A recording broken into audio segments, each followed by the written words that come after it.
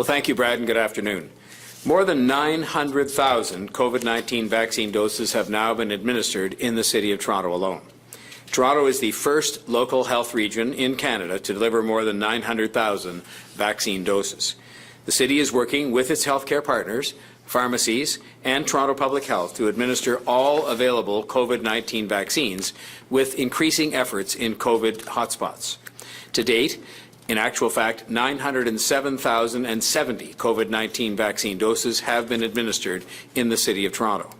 29.2% of adults in the city have received at least their first dose. That's 1 in 3 adults already with a dose of vaccine. We have more work to do, but we are getting shots in the arms with efforts to step up in the days ahead. The Team Toronto effort is focused on getting as many residents vaccinated as quickly as possible based on available supply. And we are focused on getting the shots that we do have in the arms of residents in the hotspot neighbourhoods, the place where our public health officials say these vaccines are most needed and can make the biggest difference. People born in 1961 or earlier and aged 50 or older who live in hotspot neighbourhoods, as identified by postal code, can book vaccination appointments online or by phone at city-run COVID-19 vaccination clinics. And we continue to have pop-up and mobile clinics vaccinating residents 18 plus in postal code hotspots. For example, this past Saturday, a team comprised of community ambassadors, volunteers, clinical teams from across the city formed a pop-up clinic on the basketball courts at 15 Tobermory Drive and vaccinated 3,140 residents in the M3N postal code. This was an all-hands-on-deck effort. They made it an event.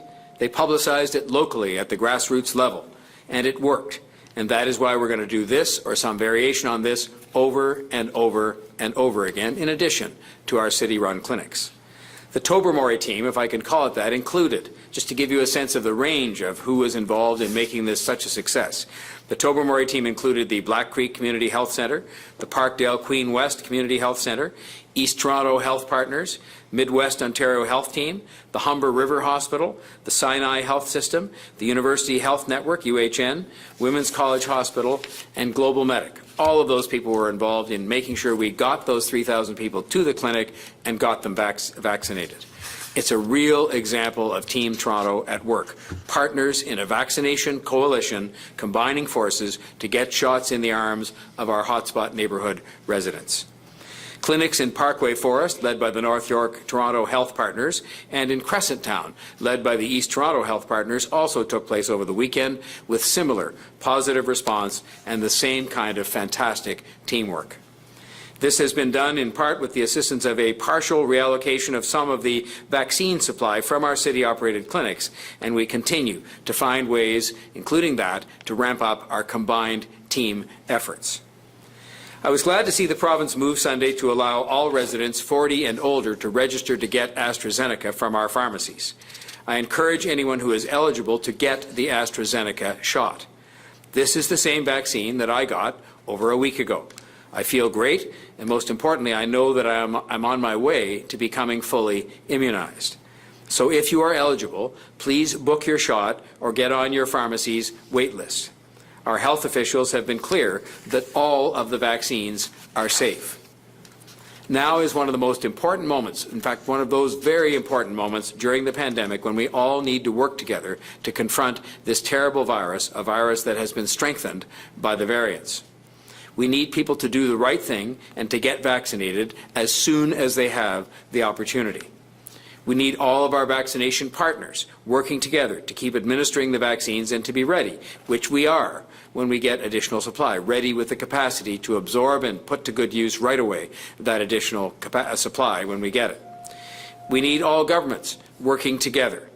The best way that we as leaders of governments can show that we truly understand the gravity of the situation, the tragedy that it is causing, and the tremendous anxiety and frustration it is causing among the people we all represent, the best way that we show we get it is by working together to defeat this virus.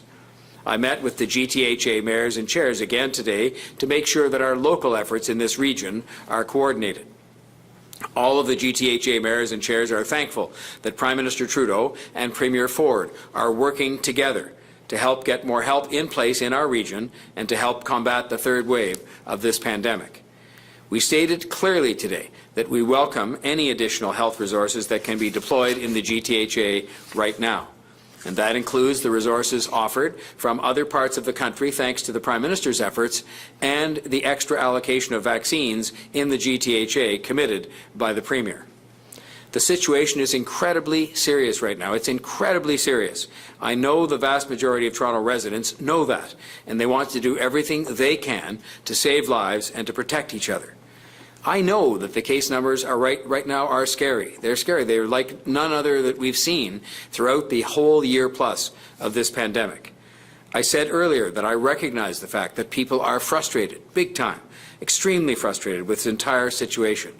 But we will get through this. We can get through this. We must get through this. We can stop this virus. We will get everyone vaccinated. We're well on the way. Solid progress that we have made, with much more to be done, and with us ramping up our efforts to make sure that it gets done. We simply have to stick together. And that means supporting each other, that means government, and it means people sticking together and supporting each other. That's the only way in which we will get this done. It's now time for Dr. Davila to offer her report for today. Thank you, Mayor Tory, and good afternoon. Today, I am reporting 1,477 cases of COVID-19. Since last Thursday, we have reported 6,976 cases. There are 65 new hospitalizations to report, bringing the number of people in hospital to 881. 184 of them are in ICU. I'm sorry to report the loss of 6 more lives to COVID-19. Good news is in short supply these days, so I'm happy that, as you heard from the Mayor, mobile clinics over the weekend made a huge difference in the delivery of close to 5,500 vaccinations. Community leadership is an essential driver of those accomplishments over the weekend and going forward. Those community-driven clinics and community-driven awareness are vital to getting needles in arms and to addressing hesitancy. That's the extent of the good news, because the factors limiting it are many and threatening. To meet the threats, we need to do 4 key things. There is no question we need to acquire as much vaccine as we can get our hands on. But at this moment, most importantly, we need to double down on public health measures to disrupt transmission. We then need, as individuals, to do everything we can to act in ways that support results from those measures.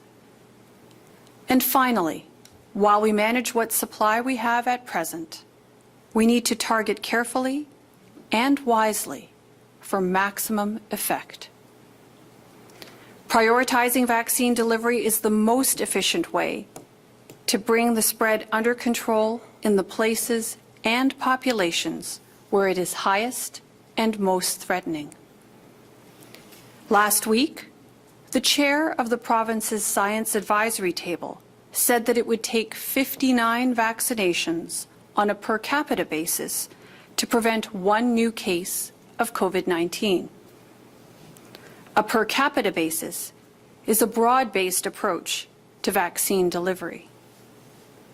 But 36 targeted vaccinations, vaccinations delivered in hotspots where infections are high, where risk of infection is high, and where there are concentrations of frontline and essential workers. Just 36 targeted vaccines would prevent a new case of COVID-19. Mobile clinics and focus on hotspots reaches those targets and delivers that advantage. If we limit the spread there, we limit the spread everywhere. Doing that will make a difference to every person who lives in Toronto. The Premier is right when he says that we need more vaccines for Toronto, for the GTHA, for the province. We also need provisions to allow people to stay apart if they're ill. This includes paid sick days, even on a temporary emergency basis, so that people can afford to stay home if they're sick. The science supports this. As well, we need measures that will meaningfully limit transmission to make it harder for the virus to spread. This includes the capacity to swiftly and decisively act to make sure essential workplaces are safe places to work and aren't facilitating spread. There are significant ongoing discussions across the health sector to provide the province with advice on what more must be done to turn back this dangerous and surging level of transmission. The extent of the threat suggests the spread of the virus is not solved locally. I am amongst many peers who see the circumstances demanding a province-wide strategy. The variants have demonstrated that they are effective at being relentless. While they took a little longer to reach exponential growth than predicted, they have done exactly as expected. On February 8th, I said to you, today we are in a transition from one pandemic to another, a transition to a new pandemic. On February 17th, I said, I have never been as worried about the future as I am today. It's obvious now we are well into the worst part of the pandemic so far, and there are steps yet to take to get through it, to get past it, and put it behind us. With that, I'll now turn it over to Chief Pegg to deliver his remarks. Thank you, Dr. Davila. Good afternoon.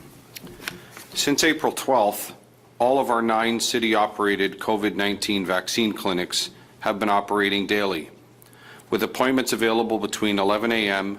and 8 p.m. 7 days per week. All 9 clinics continue to operate efficiently and smoothly, with each clinic operating either at or very near maximum capacity on a daily basis, based on vaccine availability. Wait times for those who arrive shortly before their scheduled appointment are very short, with most people not having to wait at all. In fact, the majority of people are checked in, vaccinated, and checked out of the clinic in about 30 minutes. The number of appointments that are made available in city-operated vaccine clinics corresponds directly with the number of doses of vaccine that are available to be administered.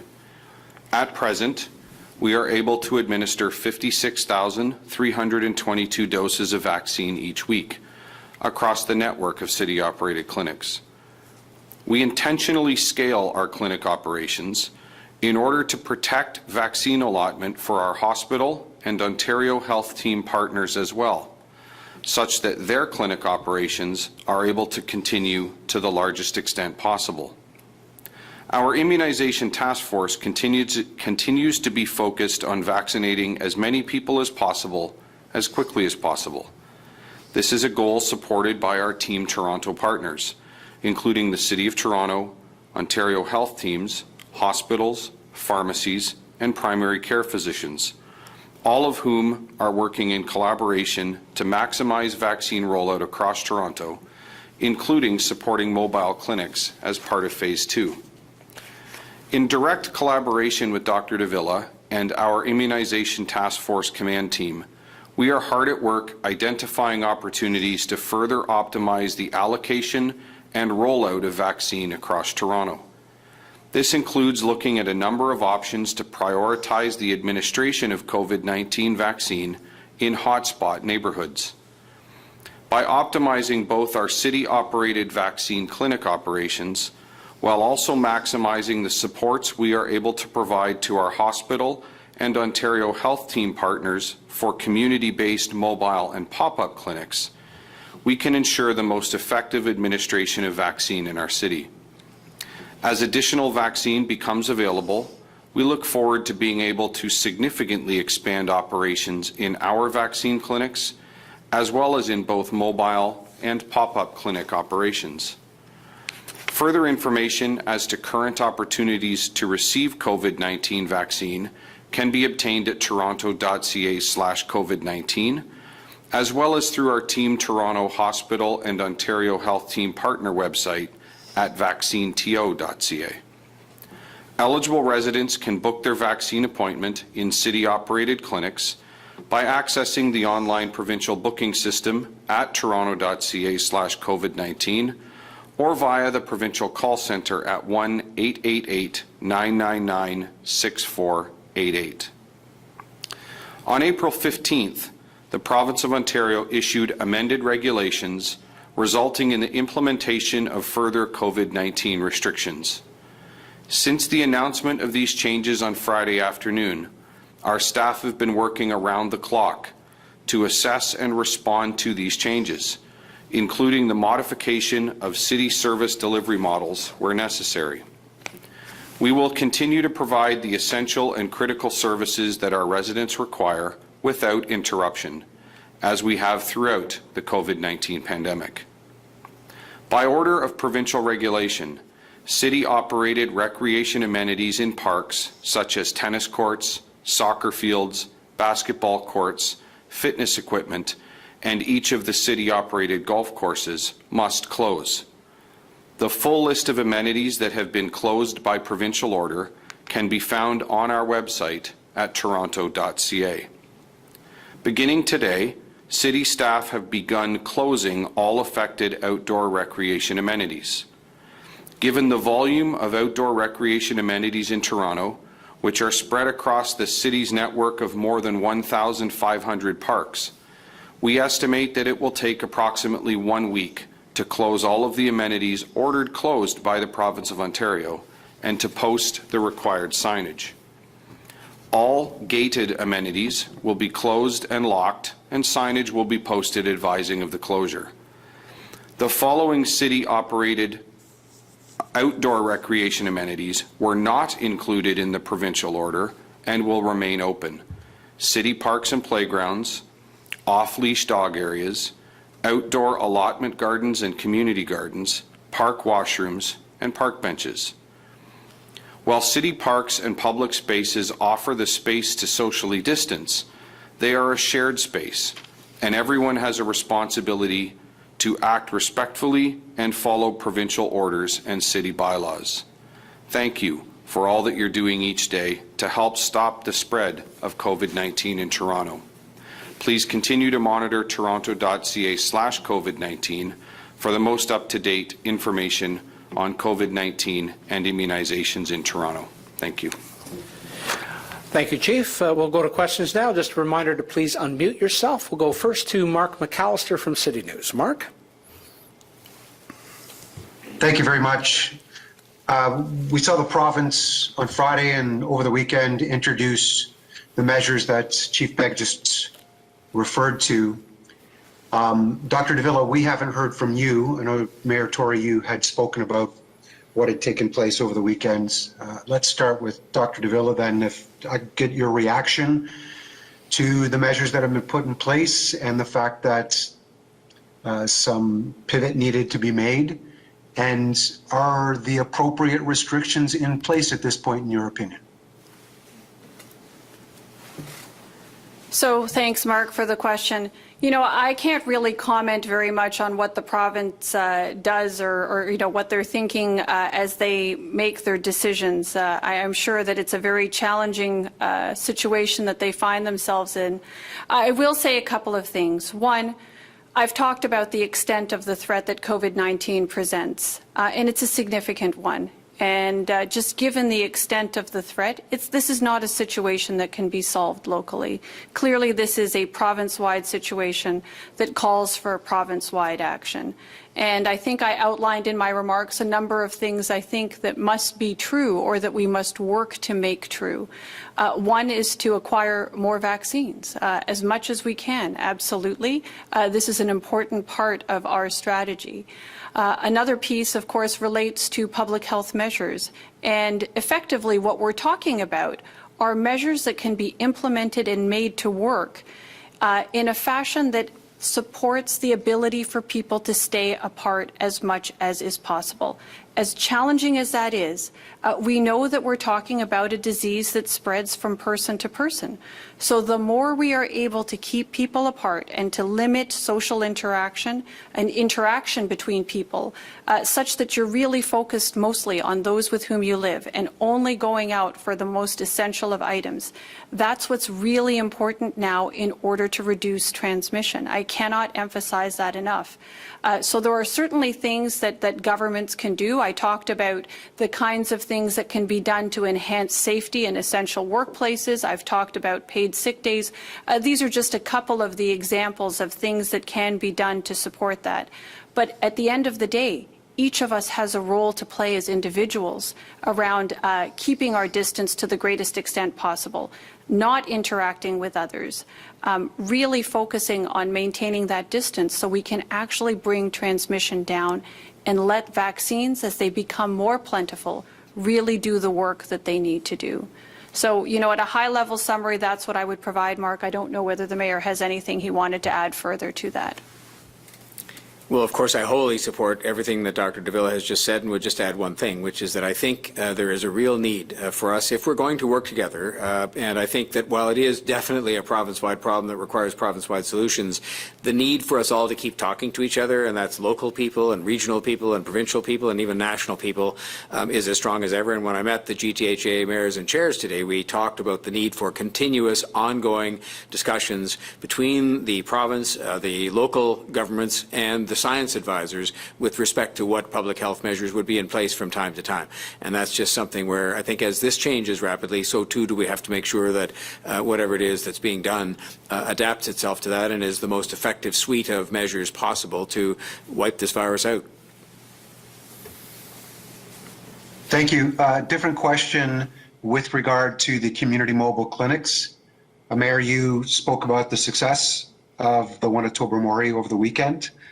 I'm just wondering at this point if both you and Dr. Davila could speak to perhaps the fact that it was surprising that we've seen the lineups that we have again this morning at another location, and what that says about the worries before this point about hesitancy in those communities. And perhaps this brings up a different concern. Can we keep up with the demand in those areas? Well, I will start simply by saying that is why quite a long time ago we began. Let me start that again.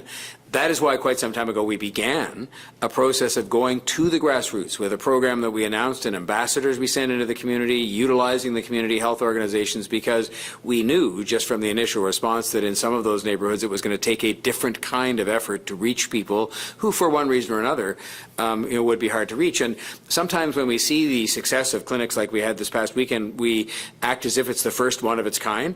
And the fact is this was very successful. It was probably the biggest team effort we've seen, but in fact it is not an exaggeration to say there have been hundreds of these local clinics put on mainly by our hospital partners so far, as we have increased our efforts to include in a meaningful way with funding and with other kinds of support the community health organizations. We're having more and more success reaching people who previously had indicated some hesitation, or perhaps they just didn't have the same information that they needed to get access to the vaccines. And so I would just say it's happening exactly the way that those programs intended, whereas as we get the resources in place, get the community organizations behind them, turn them into an event, make it a citywide effort so we're all in there together getting people out to get vaccinated, yes, you have a lineup. That's a good thing. I mean, the lineup disperses eventually because people get vaccinated, and that's exactly what we're going to continue to do, as I said, over and over and over again for many weeks to come. So I think the only thing I would add to that is that, it's absolutely correct. The Mayor speaks of the partnership and collaboration amongst the many participants who made those clinics a success and made them a reality. But I can't emphasize enough how important that community leadership is. The mayor referenced that, having people in the community, trusted leaders within the community who are able to speak to, the safety of vaccine and to encourage local community members of the benefits of getting vaccinated is absolutely fundamental to the kind of success that was witnessed over the weekend. And I think it is really, really promising and very, very exciting from a public health perspective to see the interest that was displayed and hopefully will continue to be displayed on a go-forward basis. My sincere hope is that supply issues that have been experienced over the past many weeks, you've heard us talk about that, will start to resolve and that we'll be able to better meet the demand and the interest that has been generated thanks to the amazing leadership of community partners that are out there doing some very, very important work that we can't thank them enough for. So we'll look forward to working with our partners and continue to improve the service delivery and continue to improve the vaccination efforts as supply increases and as time goes on. Thank you. We'll go next to Francine Copen from the Toronto Star. Francine?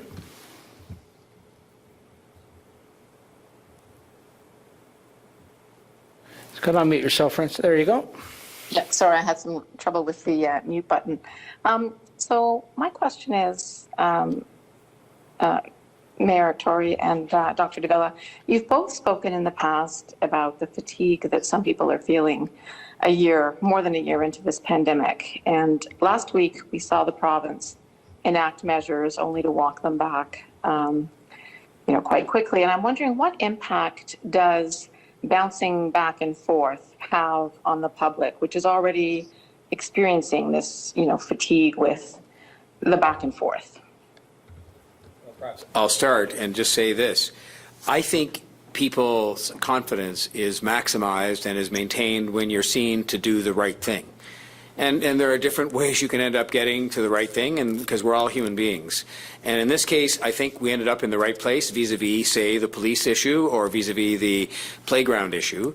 And I think if you end up in the right place, then you will maintain public confidence and not make worse these feelings of fatigue and frustration that people feel. And I think that we've got other issues we've got to continue to work on to make sure that we can maintain public confidence. Public confidence is something that is difficult to maintain at the best of times. When you're in jobs like all of us are in, it is a very difficult challenge because you've got 3 million people out there you're serving that all have different views on how things should be done or when they should be done or who's doing them and this kind of thing. But I think it's important in order to maintain public confidence that you end up in the right place. And so to me, that is a chapter that we have been through. We've ended up in the right place on both of those issues, and we can now go forward and address some of the other continuing challenges we face, starting with getting people vaccinated and with having the right public health measures in place to protect their health and to protect the healthcare system.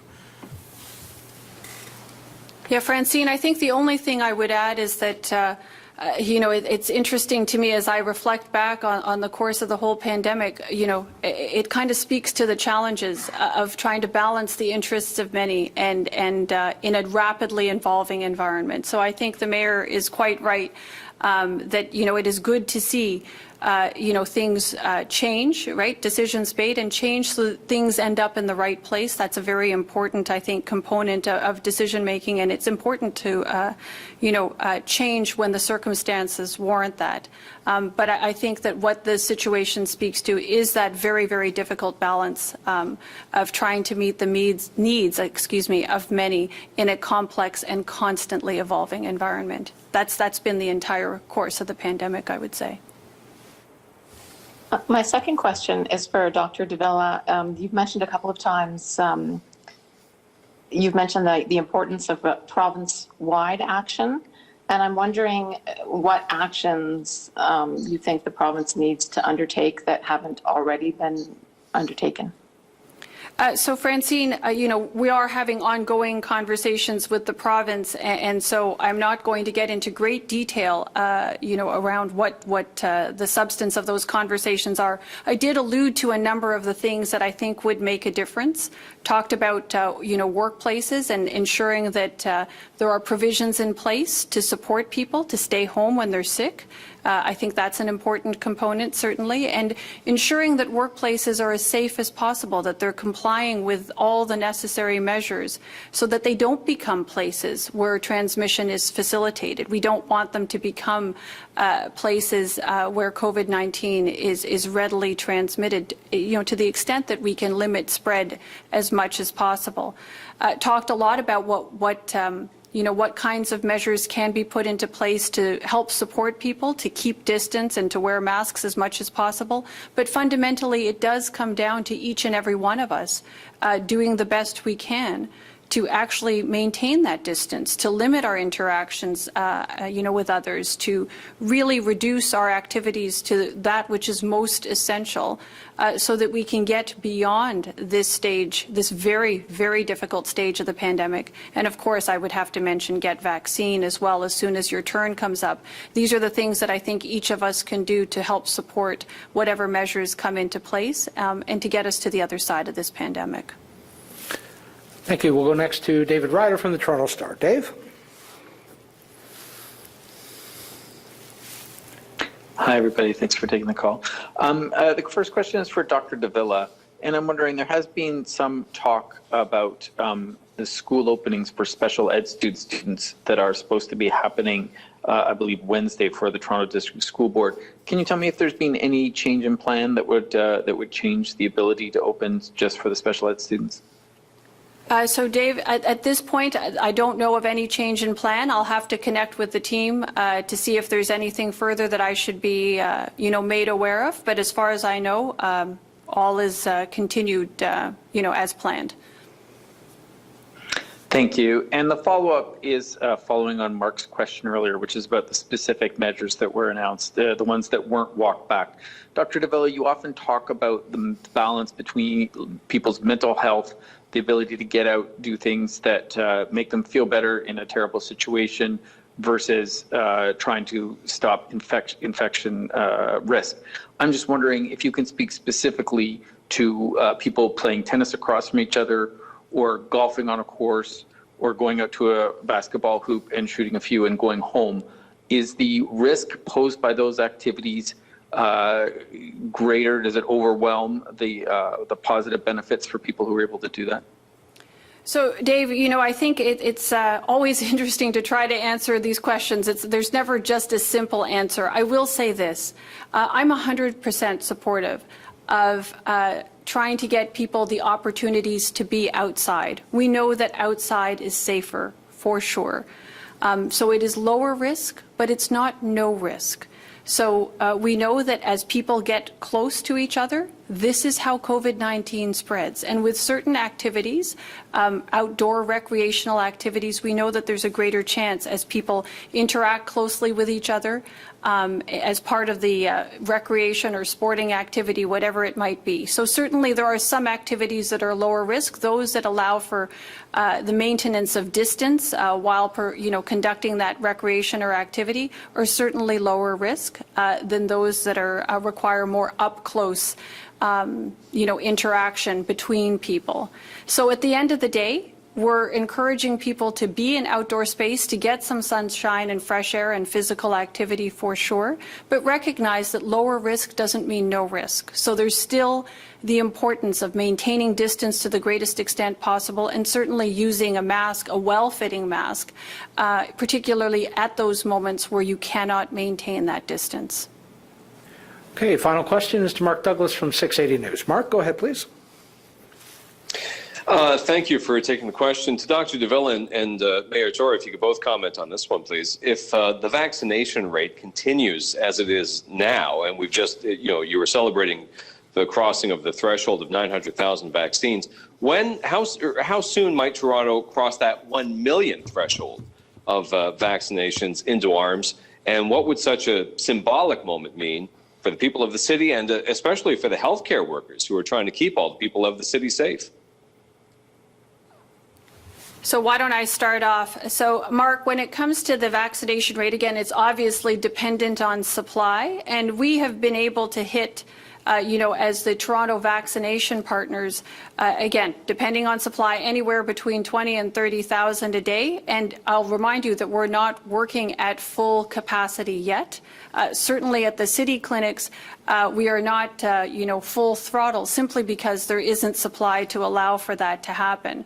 So depending on what we see in the next couple of weeks, or in the next couple of days, I guess I should say, we should be able to hit that target soon. It's just a question now of, what kind of supply do we get? Because we do have lots more capacity. And certainly, I think each moment, each milestone should be celebrated. I think that's an important thing that we need to do.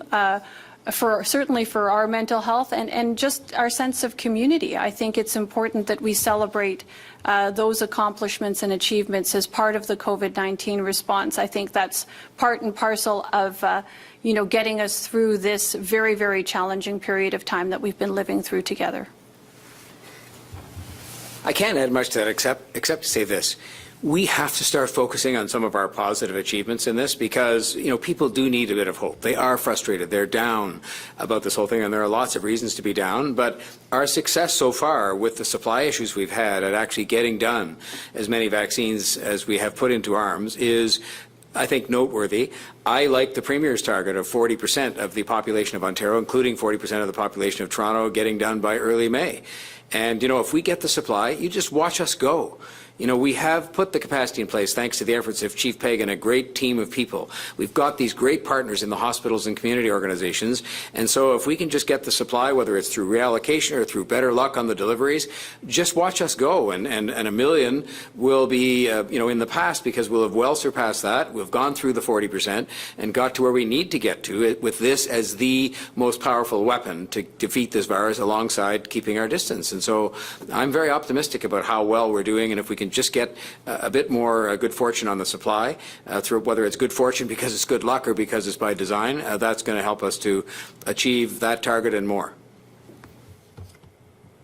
As a follow-up then, and just to follow up a bit more on this idea of the 1 millionth vaccine in Toronto and the 40% population target for early May, you've got a few weeks left to achieve that one.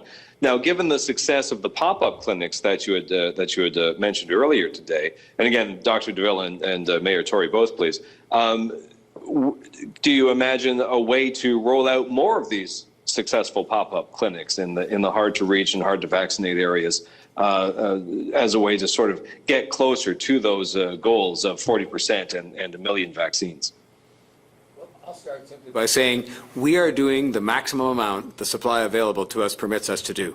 There is not one idle person that is not going to be fully utilized to make sure that every single dose we have available to us is utilized either in a pop-up or local setting, which we're now doing to an increasing extent, as we've indicated in the hotspots, or in the city-run clinics, which also accommodate people who are from the hotspots as well as a broader segment of the population. So as I've said, if we get the supply issue addressed, watch us go. We have the capacity to do more.